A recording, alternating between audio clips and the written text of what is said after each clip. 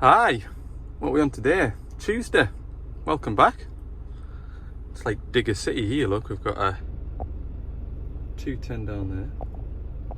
Got a DX50 there. And I'm at the old 8 tonner. And here is for why.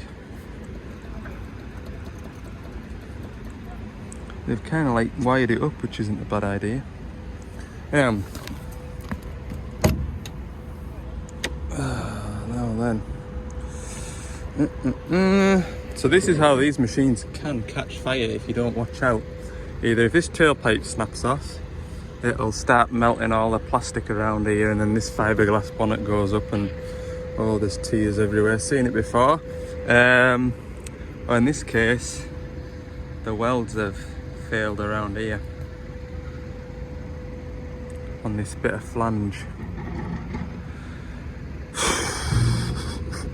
So the plan is to remove this all, either try and find somewhere local or just nip back up to Carlisle and do my best to tack it back together, but these bolts here aren't ever going to come away, I can guarantee you now. That ain't going to happen, boys and girls.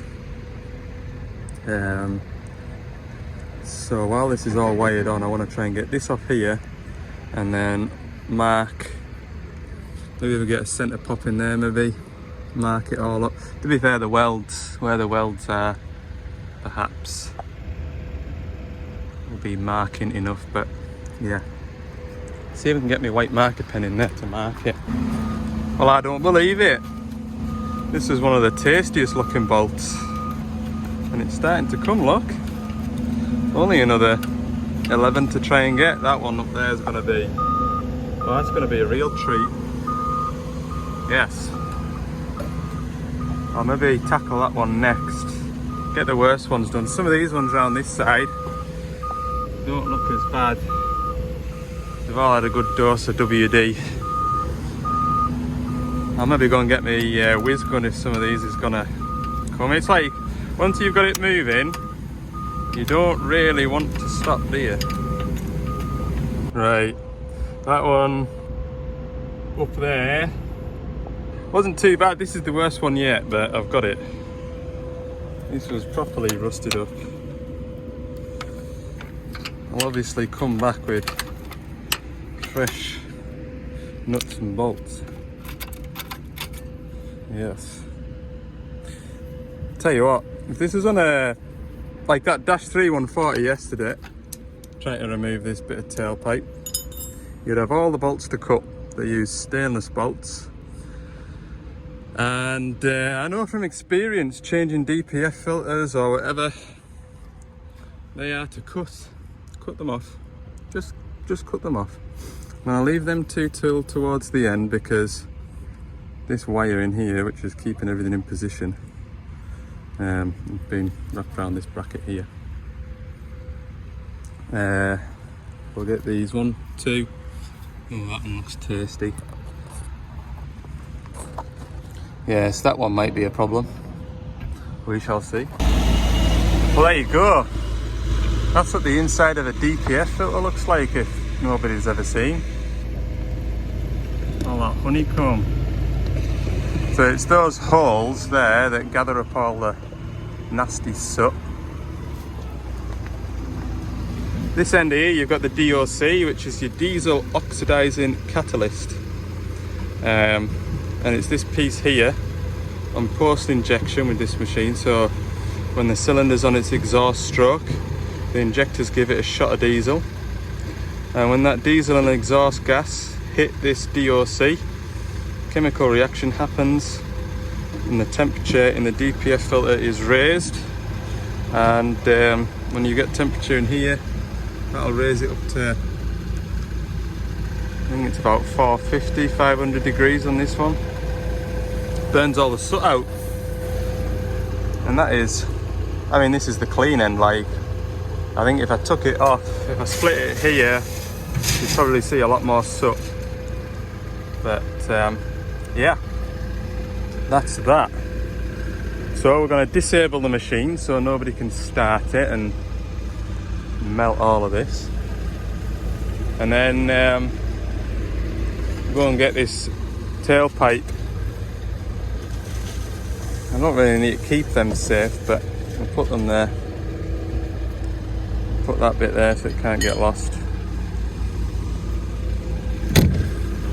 So I just presumed that this bit of flange here was just tacked on here.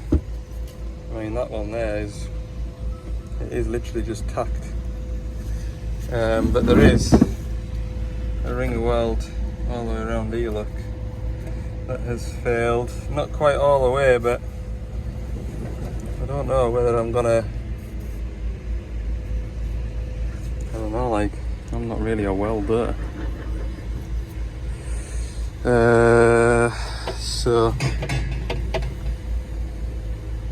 I'll go back to the yard with it anyway, and I'll probably need to grind this bit off, redress it.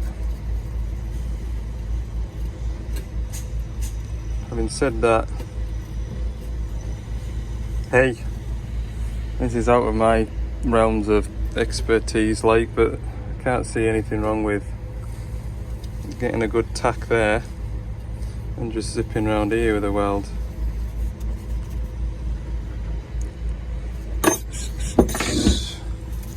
When I need an apprentice that's spent time in a welding shop.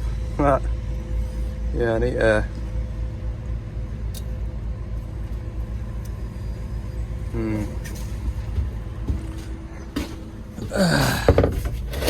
To be continued.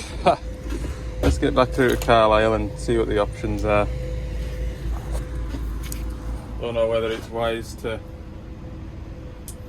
go and seek professional advice and get them to do it. You know, mate, I don't like your jobs, and I don't want to come back to this in 3 weeks' time because my weld has failed. Okay, so the plan is I've spoken to somebody, right? You know what that noise is? I'm gonna grind with the flappy disc this off here so I can remove this. Then I'm gonna clean up all around here as best I can. Then I'm gonna set this back on. I'm gonna tack it as best I can, just zip all the way around, and then fill in the gaps, and then put some better outside tacks on here. Possibly re-weld, weld all the way around here, we'll see. But yeah, I am out my comfort zone, so stand back. Look, I know my limits and where my talents lie and don't lie. That stick there that shoots electricity out, that isn't my forte. I don't do enough of it to be good at it. However, I've not blown any holes in it, apart from down here. There was a little bit there where it's run down there. But that won't matter because it's this bit out, it's this outer edge that I don't really want to distort. My lines match up. So, God, it hasn't half warped it, that heat on it. Maybe I should have tacked it on the outside. It'll not matter, like, it'll all pull in, I think. I'll maybe just give that a tap with a hammer, maybe. I don't know. Okay, we're back. A little bit later than I expected. I had 1 or 2 bits and pieces to sort out when I was at the yard, but let's see if I welded this on the right way up and in the right position and not at 11 o'clock or 1 o'clock. That'll be funny, Al. Absolutely magnificent. Honestly, I have really... even pokes out through the hole. I've really outdone myself there. Absolutely outstanding. Just goes to show you, even though you can't weld, you can still fix stuff. Outstanding. Right, I've just got a load of new bolts to fire in here and rattle them all up, and we'll be on our way home again. What a treat. And not only can I not weld, can't count either. 10 bolts, not 12. So that's a little Brucey bonus. Pop that in there. I'll keep them together. Yeah, I'm pleased with that. Famous last words. That's not going anywhere. Lovely, right, I'll get all this stuff thrown in the back of the van. Oh, I need to, that's why that screwdriver's there, look. This Jubilee clip was sat right in front of a bolt like that. So now I'm going to move it to about there and just tighten it back up again.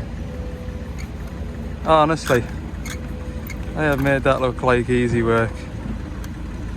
And it has been, I'll be honest. One point I will say. There you've got like bolts all the way around. Don't start at the top and work your way around. I did it in opposite, so I went 1, 2, 3, 4, 5, 6, 7, 8, 9, 10 like that. Alright?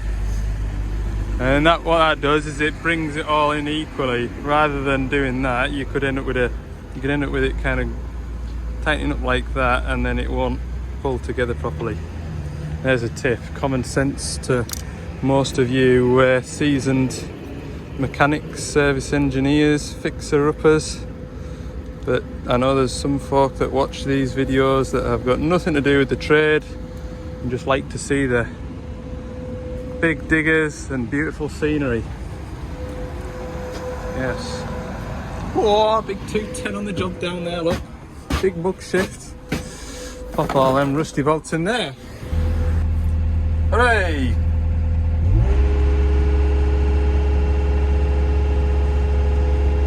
We're up and running again. So that's a good thing. Might as well, what time are we on? Tell us the time here. Nope. Straight on. That can't be right. 4:45? No, it's not 4:45, man. 4:45 maybe. Yes. 4:45. I've got a missed call as well, look. How does that happen? Oh, I haven't. Just been a screenshot from earlier. 4:45. 4:45.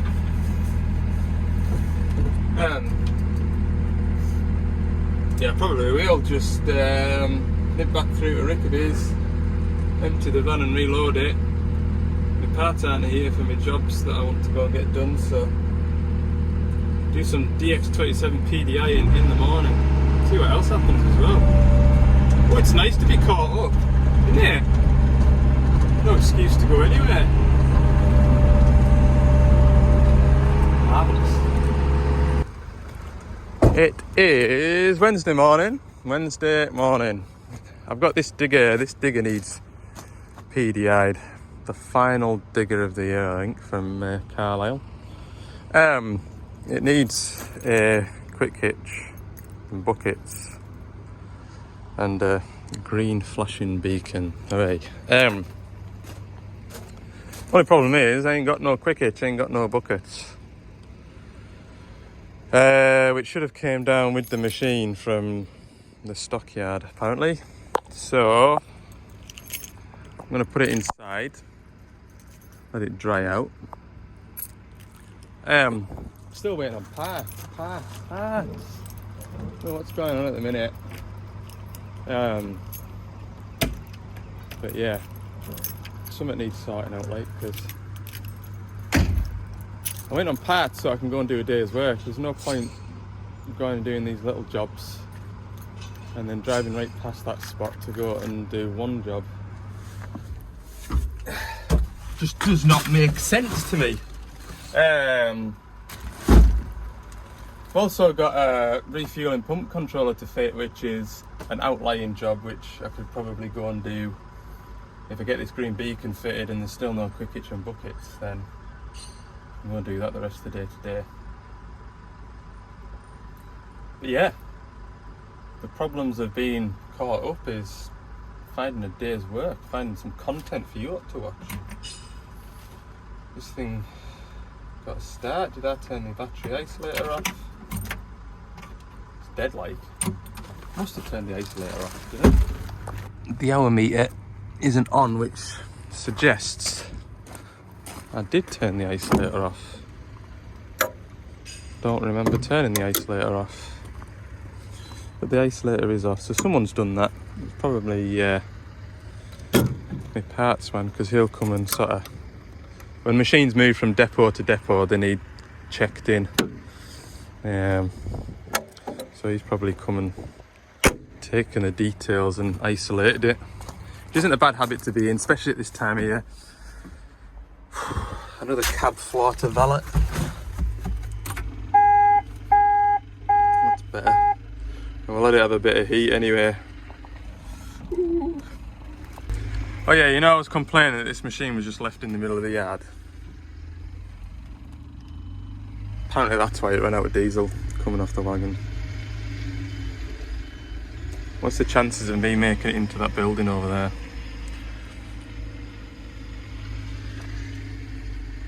Should really go and get a drum of diesel, but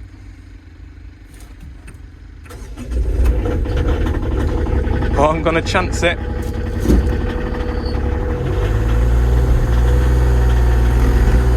Go, quick! Ah, it stopped and I'm like too far away from the fuel tanks to get a fuel fill up. Oh, damn it. I'll go and get a jug. We're out of white diesel. Mint. Isn't that just terrific? Oh Lord.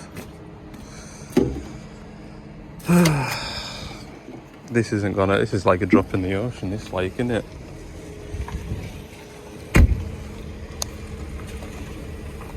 Good night.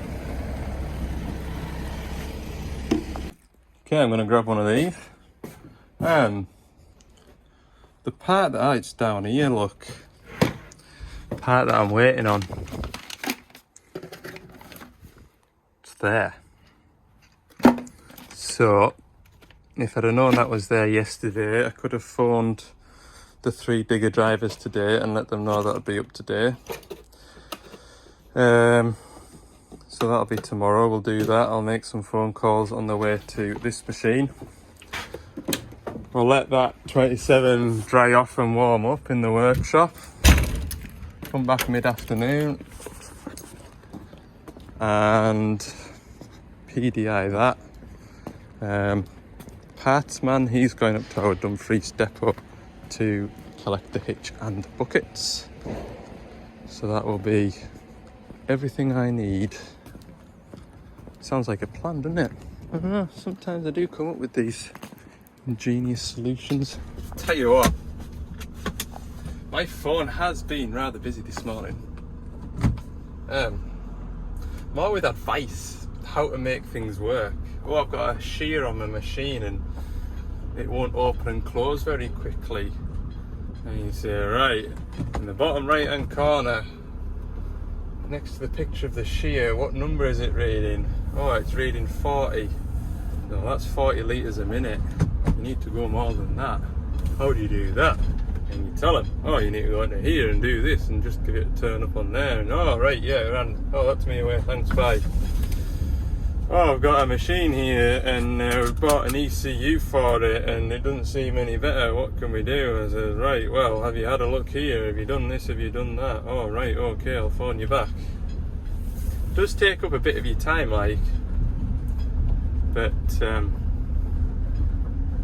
well, it takes up your time when you're trying to do other things. Not so bad when you're driving. Anyway, I am going 71 miles away from Carlisle and that is going to take me 1 hour and 18 minutes. That'll be a nice little run up the road. Alright, see you there. So, I have travelled 78 miles to come and fit. I've been round here. A new refueling pump controller because it doesn't work. And it's one of those 10-minute jobs. It's 4 screws, 2 plugs, swap it for a new one. Job's done. But without that refueling pump controller, we can't refuel the digger unless you do a lot of jiggery pokery, which why should you? The machine's reasonably new. So without any fuel in the machine can't work. Now the machine isn't working today. I think the operator said there was about half a day to 3/4 of a day's worth of diesel left in it. So it wasn't a drop everything and go to it kind of a job. It wasn't like end of a shift, gone to refuel, no fuel left in the digger, can't do a day's work tomorrow. But nevertheless, can't just be left in my back pocket for the next time I'm up here. And to be fair, I'm very seldom this far west of my area. So we'll do this. Right, there's the new one. Old one. There is moisture in behind this label. It tells you what it does. Moisture damaged. Now, there's no harm in fitting it upside down. That will stop any water tracking down the back of these plugs. They are much more improved than they ever used to be, these control units. I used to keep these on the van, but I can't remember the last time I fitted one. And I think they've improved. I think in the case of that one, this decal here was coming away in the top along this edge here, and it's moisture damage there. Now, to get that decal off, it took a hell of a pulling once I got past this exclamation mark. So they have definitely improved the glue, because I remember in the old ones we used to have to pull this off and check the buttons with the multimeter, and these used to peel off like sellotape, whereas now that took a bit of pulling to get that cover off. So I'm just going to put this on the right way up, because if I put it that way up, you can't mount it. I could, if I really wanted to, space out this. But I'll just pop that on there. And I know, I can see the comments, that's a poo ado. If that thing packs up, you can't refuel your digger. Well, it's also really handy as well, isn't it? Because you can click start, fill up your fuel tank, where you go at the end of the boom and grease it, and it automatically shuts off when it's full, rather than flicking it. Yeah, I agree, like a big toggle switch. Oh, click that on, pumping away, no bother at all. It even had the toggle switch built into the pump down there. Won't be a great hardship just to flick it on. But you have to stand there and listen to that thing go until the tank's full. So it's the one of them, isn't it? It's a one of them. It's like having cruise control on your car. You don't need it, you can live without it, and if it doesn't work, it's a pain because it's there and you want to use it. But I personally wouldn't buy a vehicle now without cruise control. I use it all the time. Okay, we'll get this on. Oh yes, all the big jobs today. Right, that sounds like lunchtime. It actually is as well. Oh, looking for my machine keys. Machine keys. Yeah, I might as well just stay here and have my lunch break. Something to look at over there. Can't go wrong, can you? Right, get locked up. Lunchbox is empty. I wouldn't describe it as full today anyway, which is a shame. But never mind. It's not like I've overexerted myself yet today. Hey, you have these days, like, it's been nice to just take it easy. Now, can we get turned around on a track like this? Put the camera on, make sure we don't oh, I can just about make out what I'm doing. That famous fast. I don't want to go down there because I don't really know what's down there. bet there isn't a big turning circle, because at the entrance to where this track is, there's a big loading area for timber wagons to collect the logs, so I will assume there's nothing down there to turn around at. We're doing it like. I was a bit sceptical. I don't want to get too close to that end, because I was working off that track there and that stone just falls away from you. But we're around, I think. Right up, cheeky little parsnip, try to stall. Whoa, we're nearly mired. Good job them Michelin's bit in and got us out the gravel. Bye bye, digger. Okay. 2:30. We'll be back at the yard about 2:45. That'll give us a couple of hours on that 27. We'll get that beacon wired up, and then we'll do the hitch on Friday morning. Oh, there's a little mod to do on this 27, which I'll tell you about when we get home. If it wasn't for being stuck behind a bus on the way into town, I'd have been spot on with my estimate. 2:45. Let's go get a green beacon on this dig. So, the little modification we're going to do with this is getting a tree shear, fella buncher type of idea for cutting saplings. And there's to be like a quad bike style log trailer to be pulled behind it, so we need to put a tow ball on here, and I think that'll be heavy enough, like, but maybe put a bit of plate on the bottom of there and then tow ball. But yeah, that is to do. Anyway, do the easy stuff first. Green beacon. Oh look, I've done that thing where you leave the ignition on. To be careful with these, look. See? Can you see that? There's illuminated there. That's in the ACC accessory position, so that radio will come on. Uh-oh.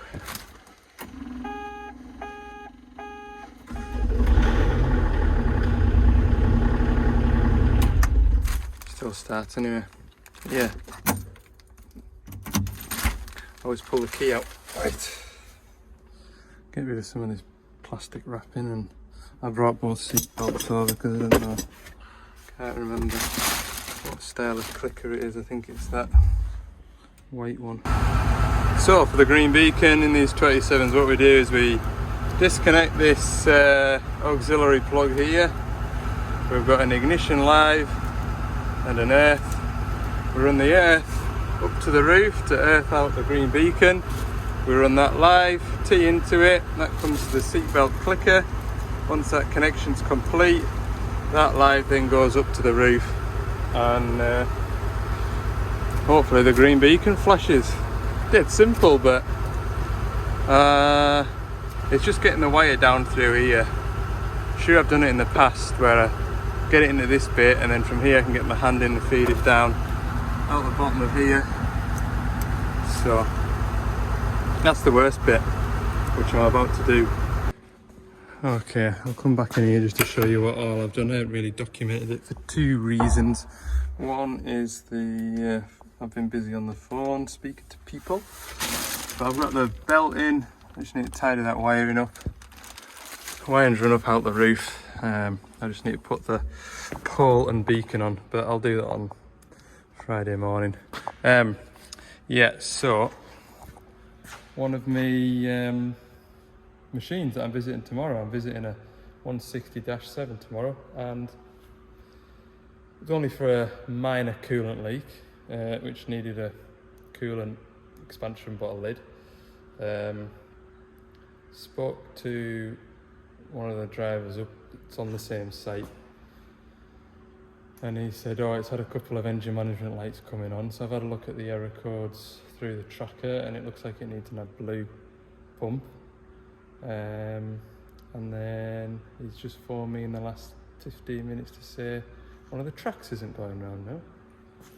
So I'll get everything done tomorrow, what I expected to do. Not a problem, I don't think. But that means that I'll have a track motor to fit at some point next week. So, no hold up in content just yet, for the sound of it. Plenty on. I'll wound the video. I always say that, wound the video. I'll wind the video up at that, and I'll see you in the next video.